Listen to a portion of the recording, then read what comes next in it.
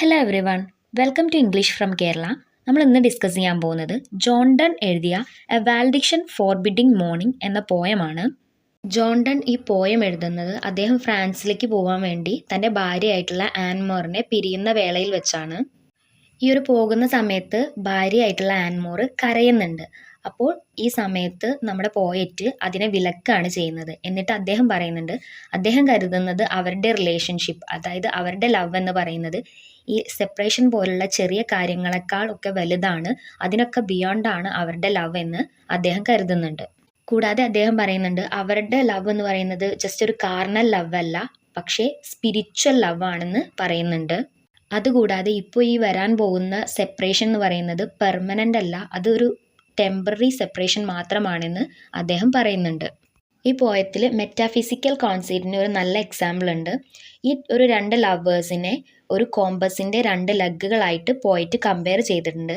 ഈ ഒരു കോമ്പസ് എടുത്ത് നോക്കുകയാണെന്നുണ്ടെങ്കിൽ അതിൽ ആ സ്റ്റഡി ആയിട്ടുള്ള സ്റ്റേഷനറി ലെഗ് എന്ന് പറയുന്നത് വൈഫായിട്ടും ആ ഒരു മൂവിങ് ലെഗ് എന്ന് പറയുന്നത് ഹസ്ബൻഡായിട്ടുമാണ് പോയിട്ട് കമ്പയർ ചെയ്തിരിക്കുന്നത്.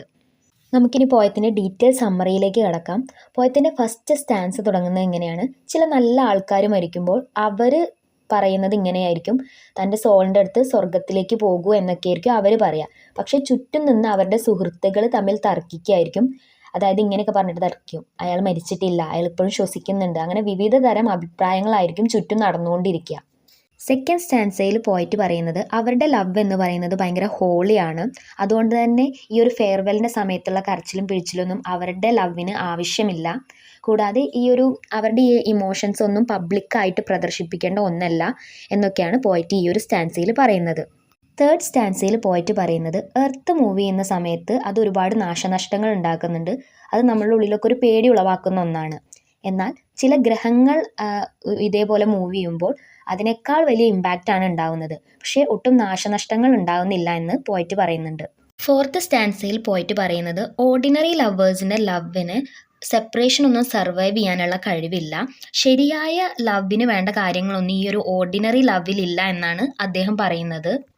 കൂടാതെ അദ്ദേഹം പറയുന്ന ഒരു കാര്യമാണ് the soul of love is sense, വിവേകമാണ് ലവിൻ്റെ സോൾ എന്നാണ് അദ്ദേഹം പറയുന്നത്.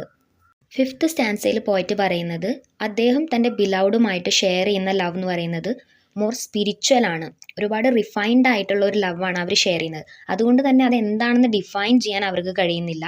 കൂടാതെ അവരുടെ മൈൻഡ് കൊണ്ട് അവർ ഒരുപാട് യുണൈറ്റഡ് ആണ്.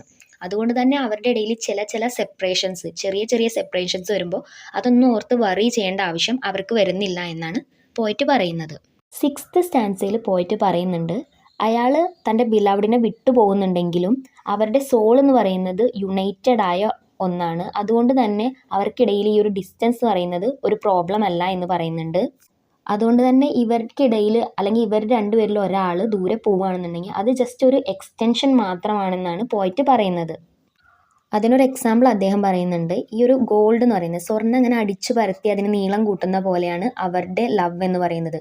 അതും ഇങ്ങനെ നീണ്ടു പോയി അവർ തമ്മിലുള്ള ആ ഒരു ദൂരത്തിനെ ഇല്ലാതാക്കുമെന്നാണ് പോയിട്ട് പറയുന്നത്.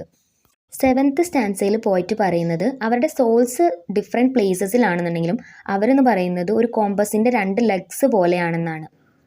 തൻ്റെ ബിലൗഡ് ആ ഒരു കോമ്പസിൻ്റെ സ്റ്റഡിയായി നിൽക്കുന്ന ലെഗ് ആണെന്നുണ്ടെങ്കിൽ മറ്റേ ലെഗ് എന്ന് പറയുന്നത് താനാണെന്നാണ് പോയിട്ട് പറയുന്നത്. പിന്നീട് അദ്ദേഹം പറയുന്നുണ്ട് ഈ സ്റ്റഡിയായി നിൽക്കുന്ന ലെഗിന് അറിയില്ല, അത് അറിയാതെ തന്നെ ഈ ഒരു മൂവ് ചെയ്തുകൊണ്ടിരിക്കുന്ന ലെഗിനെ സർക്കിൾ വരയ്ക്കാൻ സഹായിക്കുന്നുണ്ട് എന്ന്.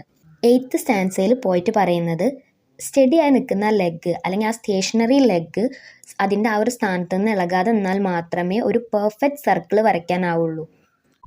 ആ ഒരു കറങ്ങുന്ന, അതായത് മൂവ് ചെയ്തുകൊണ്ടിരിക്കുന്ന ആ ലെഗ് അതിൻ്റെ ആ ഒരു കറക്കത്തിന് ശേഷം ഈ ഒരു സ്റ്റഡിയായി നിൽക്കുന്ന ലെഗ് പിന്നെ പഴയ പോലെ നേരെ നിൽക്കുമ്പോൾ ഈ ഒരു കറങ്ങുന്ന ലെഗും അതിനോട് ചേർന്ന് നിൽക്കുകയാണ് ചെയ്യുക. അതുപോലെ തന്നെയാണ് ഈ കപ്പിൾസ് എന്നാണ് പോയിട്ട് പറയുന്നത്. അവരും ഈ ഒരു കോമ്പസിൻ്റെ രണ്ട് ലെഗ് പോലെയാണ്, അതിലൊരാൾ മൂവ് ചെയ്ത് വന്നതിന് ശേഷം വീണ്ടും അവർ യുണൈറ്റഡ് ആയി നിൽക്കുമെന്നാണ് പോയിട്ട് പറയുന്നത്. ഇങ്ങനെ പറഞ്ഞുകൊണ്ടാണ് ഈ ഒരു പോയം അവസാനിക്കുന്നത്. ഈ ഒരു പോയത്തിൽ ഇമ്പോർട്ടൻ്റ് ആയിട്ട് വരുന്ന ഒരു കാര്യമാണ് മെറ്റാഫിസിക്കൽ കോൺസെപ്റ്റ്, അതാണ് ഈ ഒരു കോമ്പസിൻ്റെ കമ്പാരിസൺ.